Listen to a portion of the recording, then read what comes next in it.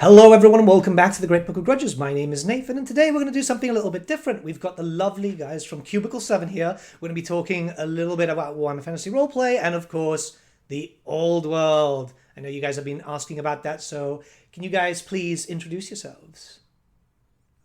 Absolutely, yeah. I'm Dom. I run Cubicle 7 and head up the creative team. I was the designer of lots of things, Warhammer Fantasy Roleplay 4th Edition, and Soulbound, and Imperium Maledictum, and along with the team at Cubicle 7. So there's lots of Warhammer stuff, and been Warhammer fan since the age of 10, and no sign of stopping. Many decades on. And I'm Padraig Murphy. I've been working with Cubicle 7 since 2019. And I'm a senior producer on many of our Warhammer role-playing game lines. And I've, again, worked on quite a few things: Warhammer Fantasy Roleplay, Imperium Maledictum, Wrath and Glory, and most recently the Old World role-playing game. So, Awesome. and we're really looking forward. Thanks for having us, and we're also as excited to talk about it as I think people are to hear about it. Yeah, I think this is going to be a really fun interview, so we're going to just dive right in. There's a lot of questions with regards to the old world. It's not going to replace Warhammer Fantasy Battle, is that correct? No, Warhammer Fantasy absolutely Roleplay. not. Yeah, they're different games, and obviously they share an awesome setting, but there's so much of the setting to explore, and I think the timelines as well. The difference in timelines actually puts a very different spin on things. So back when we were originally thinking how we were going to approach it, it was something that we were talking about, whether we'd be able to, for example, do an expansion that might cover the same region or city and do it for both. But I think very quickly we realized that certainly in the Empire and Bretonia, any human city has burnt down 17 times in the 200 years. Yeah, no one's like there's no people in common. The geography's changed completely, so actually there's not you'd have to do two books in one anyway in order to cover it. We talked about the sort of appendix to be like, and 200, a couple of centuries later, here's how it's changed, and that's just the appendix would be a whole other book. So and I think there was that aspect to it, but I think and again, sort of like early days really when we were thinking how to approach it. I think we realized that there was a real opportunity to form a new sort of introduction point to the old world role playing as well. Yeah. So I think the Warhammer Fantasy role play is very close to our hearts. It was the first role playing game I ever played. And picked up at the age of 10 and tried to run it for my friends in probably the worst game session ever run for anybody. But it is so much part of our gaming DNA that when I came to spec up the 4th edition of Warhammer Fantasy Roleplay, there were certain parts of it that were I felt just part of its DNA. The characteristics line and careers and skills, and there was just a lot of it there that was really an essential part of the game. So so that's sort of like where the design for 4th edition Warhammer Fantasy Roleplay started. And I think with a D100 system, there's a certain amount of crunchiness that comes with it as well. And it's something that we all love. So I think as Podrick pointed out at the time, we've already got Warhammer Fantasy Roleplay. We don't need to. There's no point in redesigning that for. We don't need to make it again. It already exists. Exactly. So. Yeah. So we were thinking about, okay, well, how can we take a lot of that core Warhammer stuff and bring it to people in just a really easy to access way. So I think with role playing games that you need a certain level of granularity and depth to them. So it's that sort of trying to get that right accessibility thing where it's easy for people to pick up the basics of it, but it's got enough depth and there's enough to it that you've got a game that you can really get your teeth into as well. So you can introduce people to it easily, but it's still going to be scratching the right itch for more experienced gamers. And I think with something like Warhammer, where there's such a breadth and depth of lore available, it's the same on that side of things as well for players. you've got in the average role-playing game group, you'll have the people who are the real lore heads who know everything, and then you'll have a couple of people who maybe know a lot about the faction that they're really into, the army they've collected, but they might not know as much beyond that. So in a role-playing game group, you can sometimes get where the lore heads are the ones who can really dominate in the planning and like knowing what they should do in a certain situation and who they can go to for help. So that was something that we really wanted to address and how we made the game. So it's where we've got to, it's your character comes with packets of lore. So Awesome. even if you're not an expert on how an imperial town may work, you've got information right in front of you that gives you an idea of how you can start approaching an adventure. So contacts, for example, we've got down. So every character has a couple of contacts. So at the start of an adventure, the event kicks off. Everybody has a course of action that they are that they know that they can take. I'll go and ask my contact about this development. So everybody's got a way into the game really easily. But I think that kind of accessibility without dumbing it down was a big goal, I think, that we identified early on, Podrick. Yeah, definitely. And I mean, accessibility drove a lot for us as we developed it. But I guess just to back it up a little bit, it's a different system to Warhammer Fantasy Roleplay. It's a D10 dice pool based system. You're going to have different dice in your hands. There'll be familiar things in terms of stat names and characteristic names and skill names and so on, and a very familiar feel. I think and hope that we've captured about like this is it's a grim and sort of glorious era as we're calling it. You're still down in the mud and blood of the old world, and accessible doesn't mean like less lethal. For example, it's still very lethal. But we were able to look at all the things. Yeah, I'm probably more lethal, to be honest. You're going, the wounds and hit points equivalent are just gone. You can take a blow and be staggered. If you take another, or you can take a blow that might go right past that straight to injured, but you can just get an injury straight away. And it's not like I've lost 8 hit points. It's like I've lost D10 teeth and my head is ringing, and I now have an extra injury die. So the next injury I take will be even worse than this one. So it's very narrative all the time in that way. But yeah, we were trying to make a more accessible point of entry to things. We know that like at the moment, and especially anyone that follows a fantastic channel like your own, will always, I think, be aware of the era of Karl Franz and so on, and that's something we're continuing in Warhammer Fantasy Roleplay. But I do think the old world is a fantastic war game, and I think it's bringing in new fans who aren't necessarily going to know who Karl Franz is. So we want our books to be really welcoming to those people and be like, oh no, it's a completely different era. It's the Empire is the Empire, but it's also fractured into these provinces. And if you're living under Duke Ludwig, that's really the end of he's the book stops with him in this province. And talking about all the wonderful lore that of this time period that makes it sort of like unique, and I think a little bit distinct from sort of closer to the end times era. And then I also love the sort of meta knowledge we all have of this time, which is like, well, the Great War against Chaos looms. These are this is a sort of an end times era of its own, but not everyone's really woken up to that yet. And that was a theme that we really wanted to explore in it as well. So we knew we wanted to do something different with the system and make it accessible that way. And we knew that there's a slightly different flavor to this era. It's like different themes we wanted to explore. And the fact that thing, isn't it? So I think as far as the Empire experience is that it was like, yes, you've got the fracturing and the competing elect accounts, but people are quite complacent.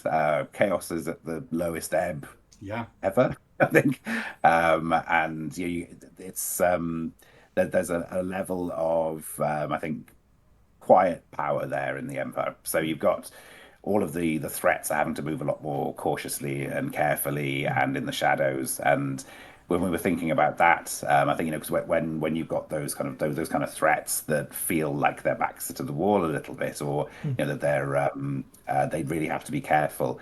You've got a real opportunity there for drama and adventure that kind of like really led into our setup for the game. See, I find it really, really exciting because obviously when you guys announced it, it was like, okay, we don't really have a lot of information regarding the Great War itself or anything going around it. There's so much happening, and you guys do loads of lore dumps when it comes to new books, right? And that's important for a setting, especially technically a new setting now, right? Like that stuff is going to make the setting feel alive from a tabletop aspect, and just you never know in the future video games and stuff like that. It's important to have a synergy between pretty much everything, and I think that role playing stuff is really important for that too. Well, we definitely think so. Role-playing games are vital. But no, you're right. But I mean, it's also early days because it is a new old world. It's a new old setting in many ways. Yeah. I'm sure we're going to see more Black Library. Some video games would be amazing. We know what we're up to, and there's hundreds of pages of material that already exist, and that we're working feverishly on to make sure it sort of lives up to the potential of what the setting can be and what a role-playing game in the setting can do. But I think as it grows, it's just going to be even more interesting, and it's going to get that same depth and build on that same depth that Warhammer Fantasy Roleplay has. So I think that's a really it's a real strength, I think, of working with Games Workshop and the team there. They really get this stuff in their bones as well. So they want to work with licensees in the to do that world building in the best way that they can. So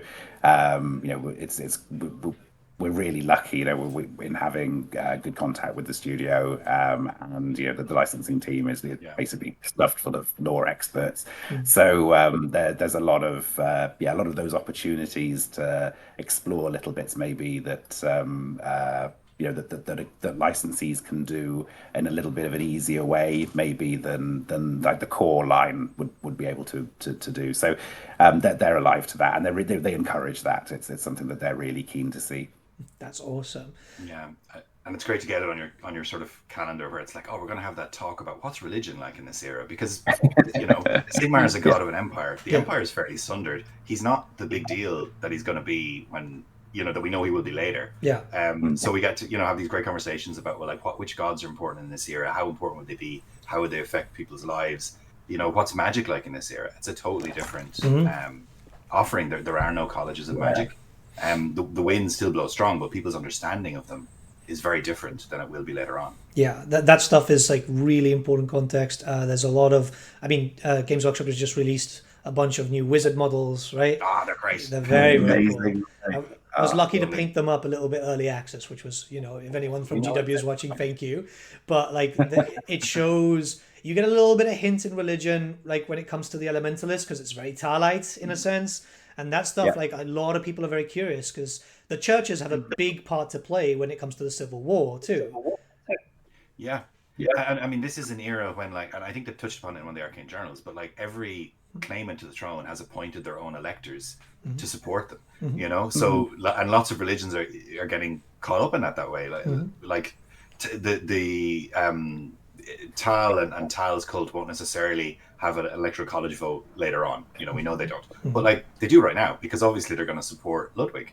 And if they weren't going to, Ludwig wouldn't have given them that vote. So you get into these wonderful politics of the era and this influence that the cults would have, and do have on everybody's lives. And it's quite distinct, I think, from ordinary people's understanding of their faith in the era as well. And that's the sort of stuff that I think a role-playing game can dive into, because that's important for your character. How do they feel about that? That I can understand why that's not the first thing that is in the journal when you're talking about what's an army of this era look like, and how could I make this awesome war game and have this great experience. But it's lovely that the depth is there. I think that's always been a strength of Warhammer. So going with that, I'm assuming that the setting for you guys is going to be firmly in the Empire at the beginning, because obviously a lot is happening around that area. Is there anything that you can tell us about what's going on in C7's head regarding the Empire at the moment? I think, certainly in the specific of where we're... I think the... Go on, you go first. No, you go down, sir. We're too polite. We're too polite. No, you go ahead. Fans are just one of you answer. Yes. It is an Empire focus. I'll say that. Bretonnian character creation is in the player's guide, which is one of the core offerings. There's a player's guide and a GM's guide. They'll both be out together. They sort of the player's guide gives you everything the player needs. Obviously, the GM's guide gives you more. It's got a really extensive bestiary. It's got the rules for corruption by chaos. They're sort of hidden in the GM's guide now, so you don't know as a player necessarily how much you can risk, which is a big. Obviously, you can go read the rules and find out, but don't spoil it for yourself. So that we were able to do that sort of a break between two books. But yeah, we've got a really keen focus on a location inside the Empire, which is the town of Talagad, which is just outside of Talapine, and that's a big focus for us. And now I can hand it over to Dom.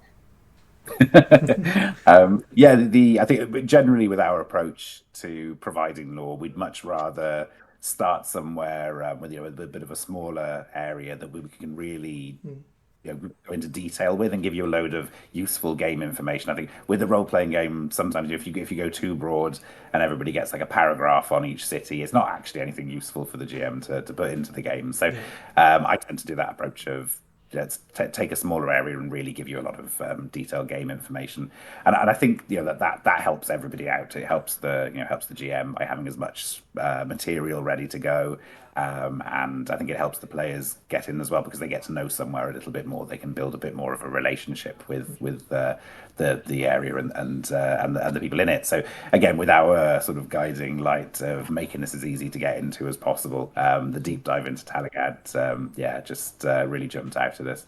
And that's in terms of the characters that you play and the game setup, it really lends itself to that. So we've got basically your ordinary people, really. You can come from a variety of careers, but you're pretty much citizens of the Empire, or there's some other more specialized and non-human options as well.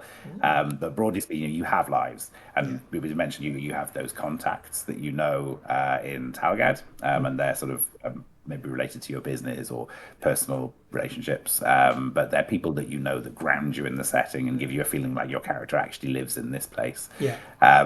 Then the setup and the first adventure that you'll play, the session 0, is what we call our Grim Portent, and that is where you stumble into something. So as I was saying earlier on, a lot of the antagonists are we're working in the shadows. They're not super powerful at the moment. Certainly like Chaos ones are very at their lowest ebb. But with their backs against the wall, they can't really let anybody who finds out about them survive because they don't have the power to resist if serious attention is brought to them.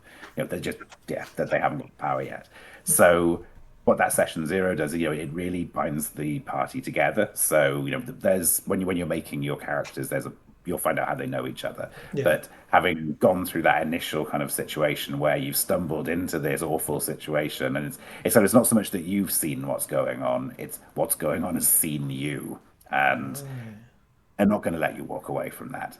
So that's kind of the setup then for the game. You then go back to your lives, but something's coming for you, and you can't ignore it because it will kill you.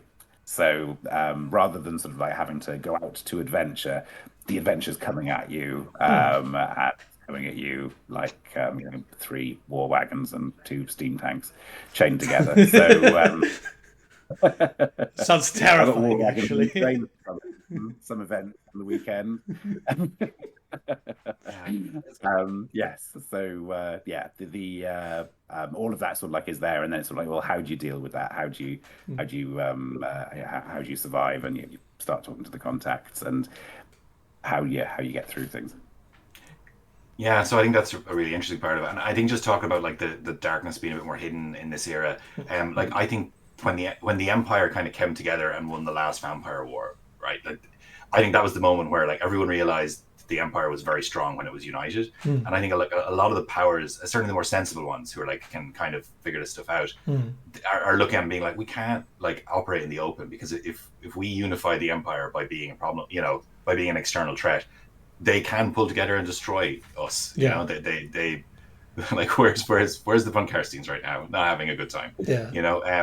So yeah, I think that was a fun part, and it gives that sort of paranoid gameplay a little bit for players as well, to be like, well, we don't know who we can trust, and who can I report this stuff to who isn't already in the pocket of the thing that I've seen, which could be a dangerous wizard of some kind. It could be something vampiric. It could be something, otherwise undead.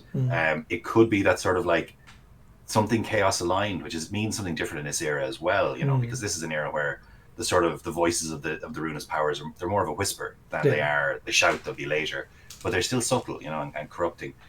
Or it could be an internal political thing. Like if you see agents of another Elector Count somewhere or another claimant to the throne offing somebody, in the streets of Talagad, or in a coaching in somewhere, and you see that and they see you and they recognize you, well, you are on their hit list now.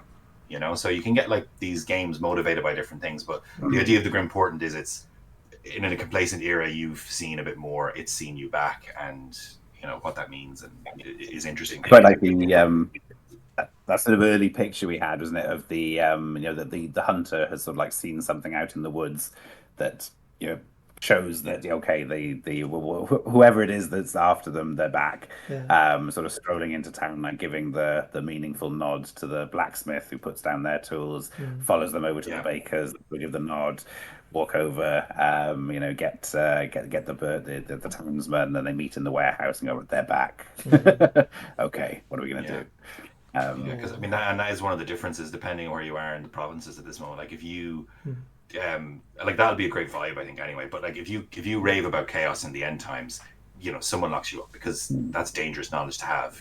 Probably a witch hunter finds you and there's a pyre there. Or just most people do think it is ranting. They just think that you've lost your mind. But like in this in this era, it's very much more that people think you're ranting or wild, or you've lost. You're what are you talking about? Like there's. It's been a long time since the chaos powers were there. Elves and dwarves have longer memories. They're aware. But the average Imperial citizen is much more concerned with like what the Baron won province over, or what the next duchy is up to, and are they going to try and seize that nice land down by the river, and what will our lord do? Am I going to have to pick up a spear again? What if the harvest is bad next? What if the winter is long? These are all the concerns ordinary people have. And if you go like, oh, there's chaos coming from the north, it will devour us all, they're like, would you stop? But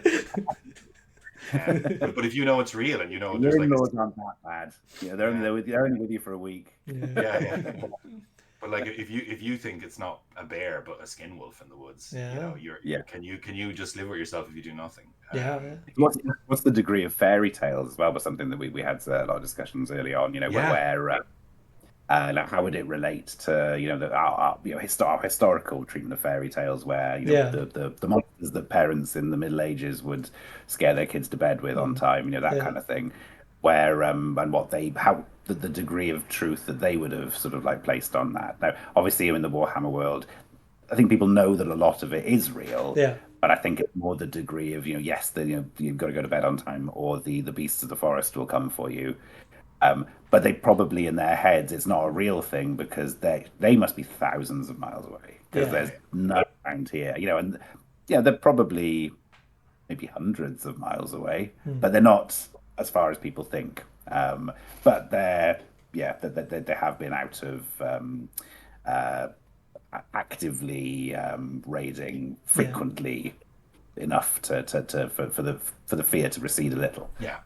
And that's going to be a big strength for you guys, because like when you guys do focus books and say, for example, the Beastmen, you can like introduce them as a big powerhouse. We know in lore right now, because it was confirmed with the introduction of that new character that they revealed in the LVO, Morga, the Shadowgave, for now is gone, but he's coming back eventually. And when he comes back, a lot of Beastmen are going to go, hang on, now let's go in, right? So that should be kind of cool. Yeah, and it's something we had a lot of fun with, because like and again, the strength of working with a studio like Games Workshop, we care about a lot. One of the things that they were specifically had said to us was like, don't let the Beastmen only exist in somebody else's shadow. Like, make them be their own thing. Give them their own agency and their own strength, and because they are a horrifying threat if you understand them. So, from the get-go, we've got a few named characters. We've got named for the Beastmen in our region. We've got a sort of a specific named warherd that's there. They're sort of like migrating and growing in strength a little bit in this region, so they're gonna be more of a problem. And we were able to see like, a couple of our contacts are like, they're a big deal, but not everybody else has really seen that yet. So it was cool to explore that and give them all look at what their motivations would be, and look at how they might interact with other forces in the region who aren't the Empire. Is there what if there was a powerful undead in the region? Like, would they be sort of? They're not going to get along, you know. Are they also competing for similar opportunities, similar resources? Yeah. You know, that was like, what if you dealt with a Beastman camp and found like this weird sort of Kemrian artifact there? What would you know? And suddenly a lot of gameplay falls out of that. So yeah, a lot of fun to be had. Absolutely, and that's one of the, I think, the really cool things that we put together for the game for GMs is and behind you've got the all the detail about Talagad, you've got the contacts, you've got sort of like the networks that the players and their characters are going to plug into. Then behind all that, there's the enemy networks. So it's kind of like the player's worst nightmare mind map you can imagine. It's got because you've got your Grim Portent that gives you your the main the enemy that's coming for you, the one that knows about you, the one that you have a major issue with, and they're part of their own sort of like plot, and they've got a network of people that they'll work through, and so they'll have maybe like the academics that they've got searching things. They've got the street gangs that they're employing to to be the acceptable face of their of their terror tactics. They've got just lots of different ones, and then those subgroups interface with a load of other major threats as well. So ones that aren't sort of like your initial big bad. Now, and that Grim Portent probably will never be defeated or defeatable because it's part of a big ongoing thing. But it might be if you maybe that's part of the campaign. I think it's fair, but at the end of the Enemy Within, I think 5 parts in, we can let people take out a network. We present lots of those different threats and different big bads and all of their groups, and some of them are really interrelated. So maybe you've got the Kemrian threat is using some scholars to find more artifacts and to match them together and get fragments of broken things and put those together. But then maybe like another of the major threats is using that group maybe to identify and steal artifacts that can be sold for a lot of money to the right collectors. So you get these sort of when you come into contact with that group of scholars, there's a few different plots that are going on there that you might be able to use to your advantage, maybe to play sort of like a couple of groups off against each other, or to blackmail them into doing what it is you want them to do. Or maybe you just get embroiled in an even bigger world of hurt as that all snowballs. But the GM will get these networks, and it's just a huge number of interrelated things that are going on, and you can concentrate on your main campaign plotline, or you can broaden it out and bring in some extra bits and pieces as well, which can just give you a little bit of a variation, or even just bring in some red herrings to cast about and see what the players make of them. But I think that the two of those combined, the enemy network and the contact networks, and how you're embedded in Talagad, it really feels like a living, breathing setting that you're working in, because it's not just about what you're doing. There's other stuff going on as well, and really brings it to life. Well, you've mentioned Kemri a few times, so I do have to ask with regards to this, obviously, because even like how it was kind of centered with like the old world tabletop, it was like, oh yeah, it's going to be centered around the old world, but it does look like it's going to expand out a little bit. Would we maybe see a book centered around Kemri, or going into different parts of the world? Because there's loads of people have questions. The older lore is obviously like sentence here, sentence there, but people love detail, myself included. Oh, absolutely. I was going to say, I mean, I'd love to do a Kemri book.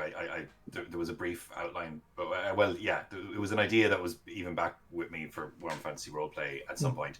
I'd love to do one. It's probably an eventually, though, because there's lots of other places we'd like to go first. Before doing something like that. But one of the strengths of that sort of like focus on Talagad, which we've done, because I think some people might be like, "Is this the only place I'm ever going to get to roleplay?" And it's not. Our core design principle was, we're going to do a real deep dive on somewhere, and we're going to give you like detailed contacts and assets and maps and enemy networks and all of this stuff for this location. And that's sort of this is how it's done, you know, way. So a cunning GM can set this game anywhere they like, and all of the context that you can roll up randomly have a sort of an archetype associated with them, and you can just, as a GM, you've got a list of archetypes you can fulfill, you know, make the context for there. But one of the strengths of the system that I'm really keen to explore is we can take that setting and then do that format of an enemy network context and so on, and do another location and provide all that same stuff, and then give maybe a few introductions that, like, characters coming from who've just played in Talagad for a year and want to, you know, they're out on their ear and they're off somewhere else, like they want to explore Nuln for a while, or they want to go to Kemri or the Border Princes or Bretonia or whatever. You know, they have a way to get there. There's contacts, there's another detailed place for them to explore there, or you can just create characters there to begin with. So that's quite a strength of it, I think, and I we love the locations, Tom. I think it's fair to say, and we'll definitely, and you can get loads of really interesting bits like that. Say with the Nuln example, you know, say you got one of the enemy networks in particular crosses over with some of those in Nuln, and you have been absolute, you know, you've done amazingly well in Talagad, and you've like blown the whole thing wide open, and you're generally seen as, you know, that they're a bit scared of you. You'll arrive in Nuln with that reputation because, you know, that's the information that would have come across through those networks. So I think there could be some really, really interesting, like, role-playing opportunities and cool sort of plot lines that can develop just from those sort of whisper networks between the different places. And depending on which of your contacts sends you to Nuln as well, if it's Yuri, the Kislev, how we describe Gangmaster, I think is the most polite way of describing him, is it?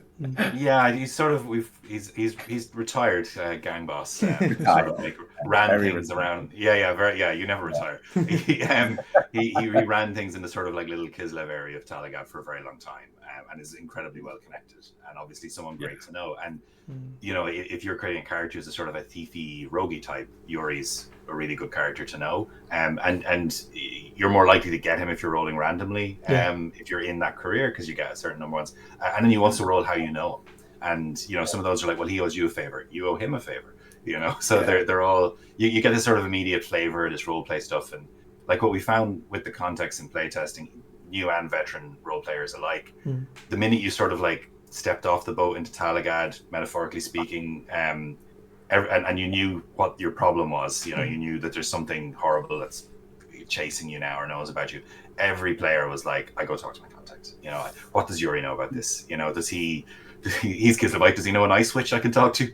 You know, what's you know, or I know this. I know a smith. You know, they're a dwarf. They have wisdom beyond sort of what Manling might know. I'll talk to them. So, you know, it's a nice hook in and everything, and we want to replicate it. If you arrive in Nuln on an introduction from Yuri, it's going to be a very different experience to if you arrive on introduction from the general. Yes. See, I'm quite excited about that, especially since you mentioned a Kislevite, because obviously Kislev has radically changed. You know, there's been a redesign of how Kislev is and so on, and a lot of people are actually curious about new Kislev quite a bit. So I'm hoping that we'll be able to learn a lot more about them, especially since the this new separation of church and state, and obviously people want to know what's going on with the Ungles because they're missing another mediums. So it'd be nice to know. Yeah, to be clear, we're dealing with sort of like Talagad is always like you can follow the river up to Kislev, and there's always been a sort of a Kislevite population in Talagad, who've, you know, they've brought a bit of their culture with them. They've laboured there. They've left for various reasons. They have strong ties back to the homeland, but that's the sort of lore drop you're going to get from the get go. Kislevite book someday will be great. You know, would be great. Into all those questions, because it's a great setting, and I was rereading some of the Gotrek and Felix books recently, and remembering how cool Kislev and Kislevites were. Yeah, absolutely. I think for the first sort of period of support for the game, so we'll be looking at there's the player's guide and the GM's guide that we just mentioned. There's a set and a GM screen with a accompanying booklet with that, and then we'll be looking at some adventure, some pre-prepared adventure content, and a campaign, and then a sort of a setting expansion as well. So, but that will be closer to more of a logical sort of like step beyond Talagad. Yeah, that's sort of like where we'll be going for the first thing. So I think we always try to get some good adventure support out as soon as we can after the starter set. So that'll be like the first the first year really is that kind of that kind of roadmap. Yeah, that's good to know. That's good to know. So something potentially for down the line, obviously, because another big thing that's happened with Warhammer Fantasy is, we've got Grand Cathay, and people are dying to know about like the cultures there and stuff.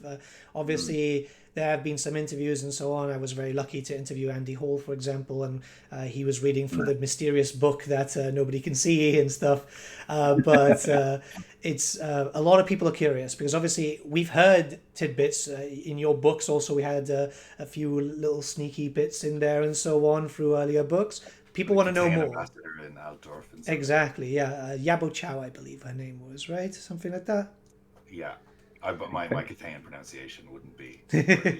No, mine's awful with that. Yeah. But honestly, people want to know. And when you guys announced the Old World RPG, a lot of people going, "Oh, this might be finally time that we get a little bit more information. How do the northern provinces differ from the southern provinces? Differ to the people near the Mountains of Heaven, for example?" Yeah. Yep, all that good stuff. Yes, I mean, I think we'll see that in the game. And then coming into the role-playing game, I think I suppose similarly with the Kislevites there, I think there may be the odd little bit that we'll be able to do. I think with sort of like a big faction, then we would wait for that to be a bit more established. So but once you see that in the game, then that's probably when we'll be working on it for the role playing game. Yeah, but it'd be fantastic. I'd love to dig into it. Yeah, I think we're in that we're as curious as everybody else. To some degree, but like even that aside, there are places we'd like to go to first that we didn't go to Warhammer Fantasy Roleplay. Yes, because we may, just because we do one and one doesn't mean we won't do the other. It's the problem with all of our games is like our list of things that we want to do is immense. Very years and years long. And we're fortunate that we have a great relationship with Games Workshop, so we have that amount of time. So at the moment, like we're doing like release schedule work for 2028, I think. Oh, wow. And we still got the long list for what's coming up.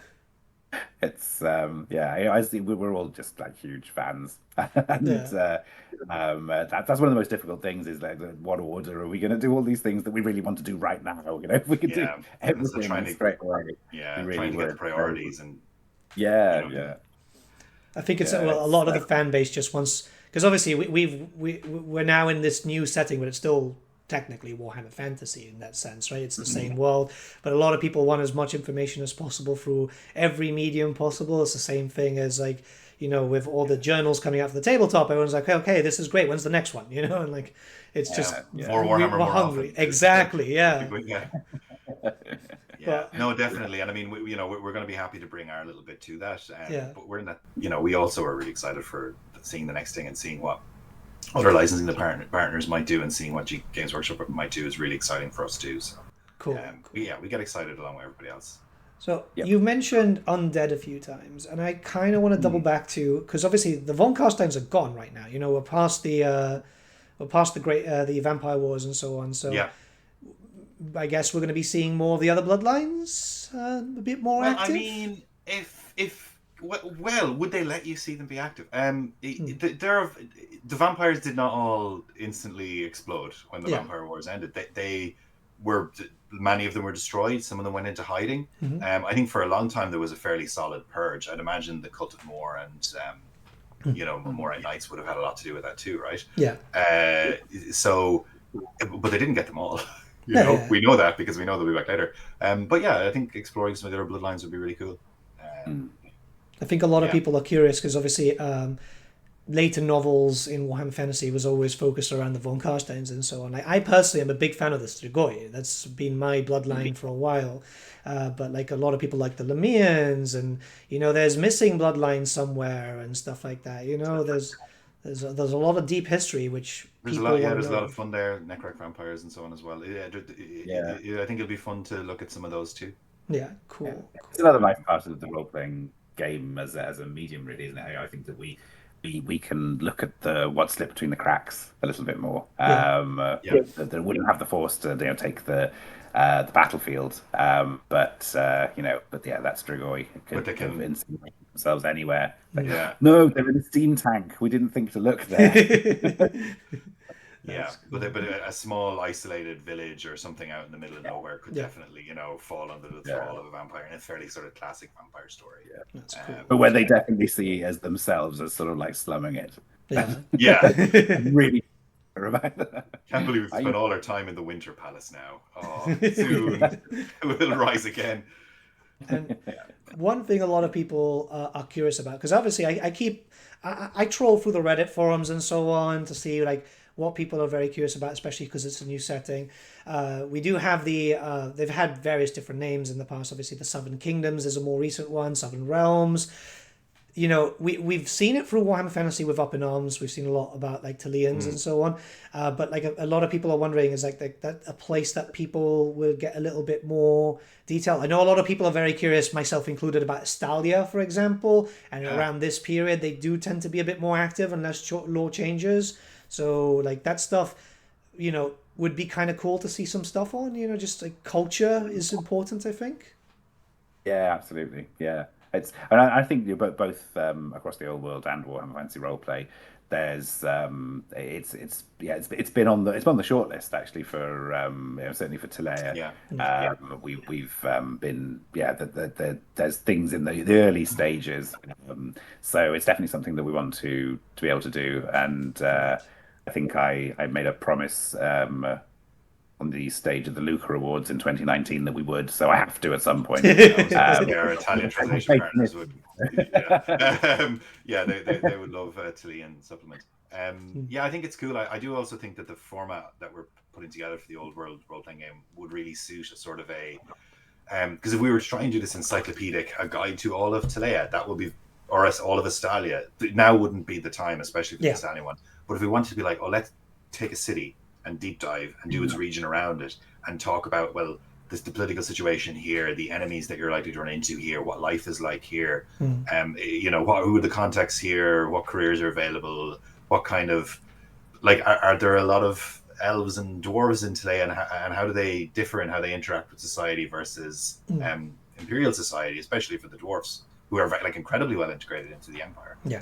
What does that look like? They'd all be great questions to ask and answer in a role-playing game supplement, and the old world could be a good one to do it in, as a sort of a city guide style thing, or region guide. So it'll be as I said, it's a short list for a long time. Yeah, no, that's good. That's good, especially because I do have a question regarding this. Obviously, like with the old world, the tabletop game, there is like core and there's legacy. You never know if those legacy factions will come back, but there's still chances that we can see those legacy, like a character from the legacy races, pop up in, say, for example, the old world to provide some context and so on, right? Like maybe a sneaky chaos dwarf every now and then as a villain, right? Or we had one in Warhammer Fantasy roleplay at one point. So if you can spot him by his hat, but I mean they are still part of the lore. Like there's a reason some of them have fallen into the background a little bit. Like the Skaven at this point are consumed in Civil War. And,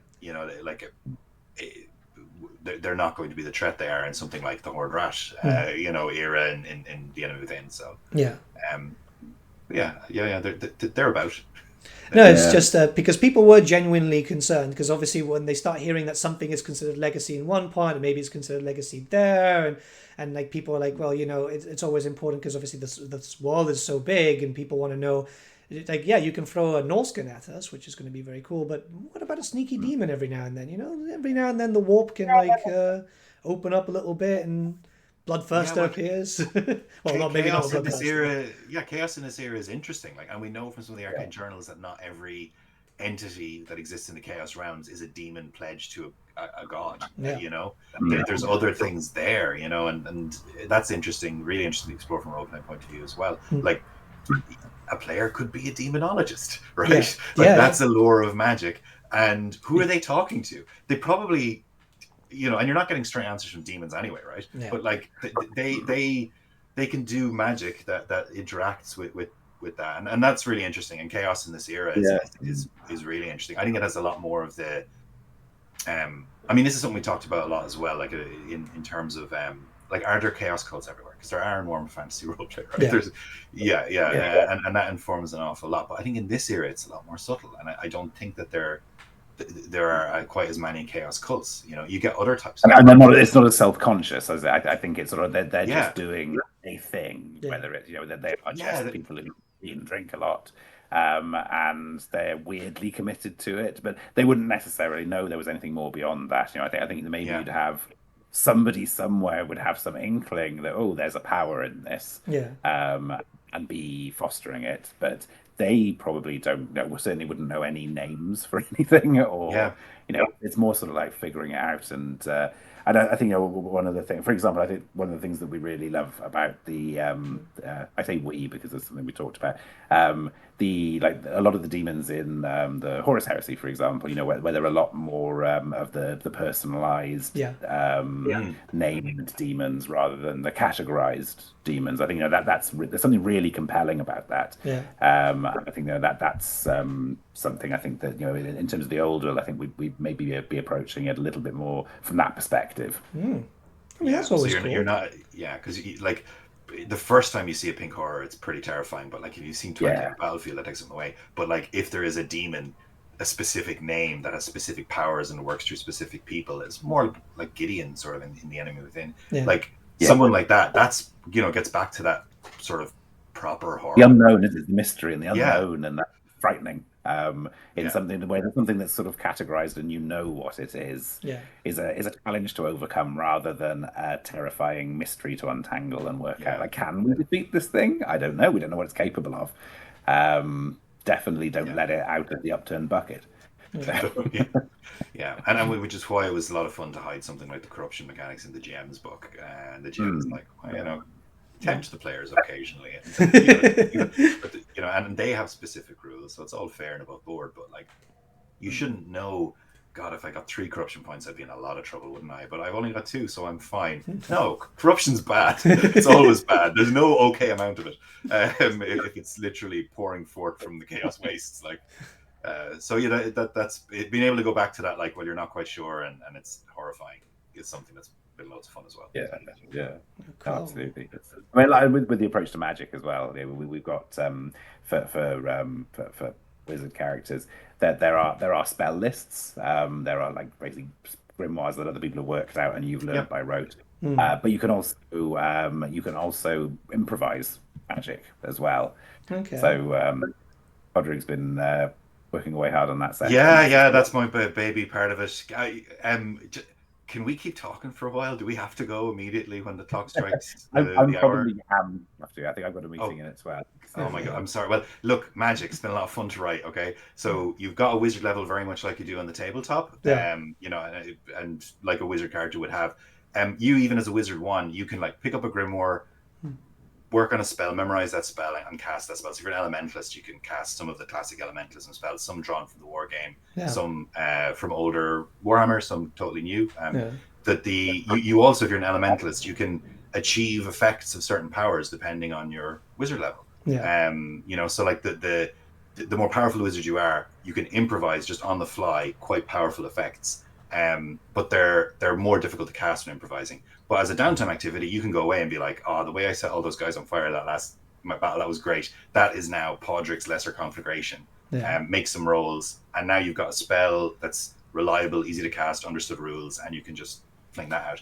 So, which is fun. So there's still a lot of reason to go looking for the grimoires of powerful wizards, because they have these spells in it. But you yourself as a wizard, just, you know, keep tossing XP into that wizard talent, and you know, become powerful and make your own spells, and maybe even learn other lores, because Teclis doesn't have a big stick and he's like, only fire, wind the fire for you. You know, you could be like, well, I've gone on my way to learn some necromancy. but I kind of hide it behind illusion magic so that nobody's quite sure. But Smart. yes, Smart. if you were really to look closely at my manservant here, you would find that he's a zombie. But that's okay. My illusion magic, I throw my voice and he speaks. Roleplay stuff, I love messing with magic. It's really one of my favorite things, and we're trying to get this like clean rule set that lets you do that without the wizard taking over, too much time.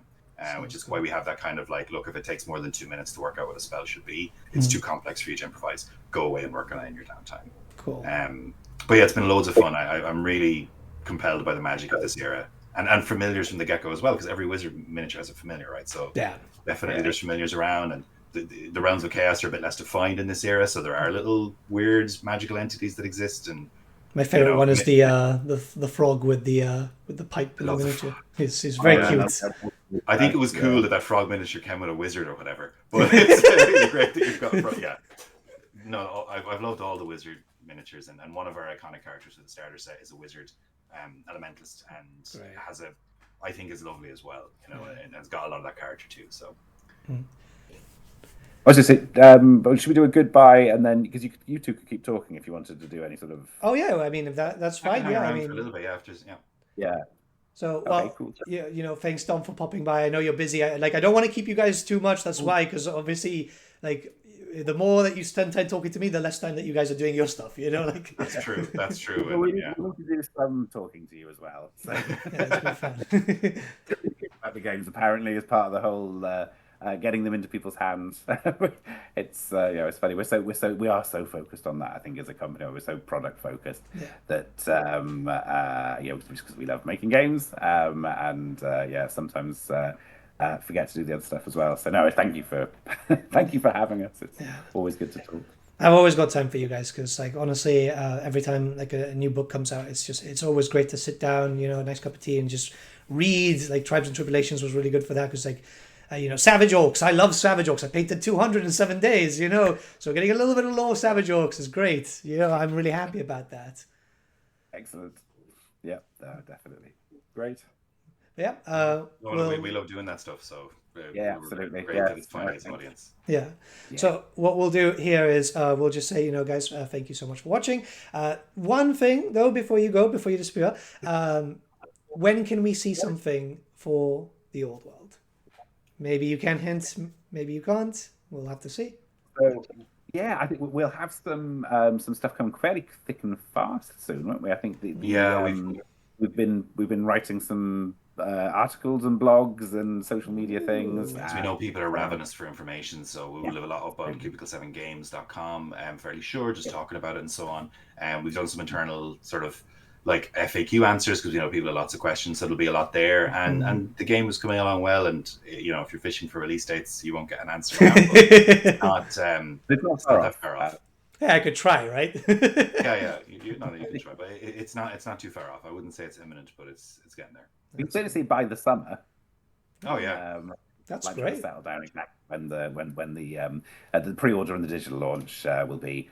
That we can certainly give that kind of time scale for now, and keep an eye on social media and stuff like that, and we'll let the release date out as soon as we got it cemented in. Awesome.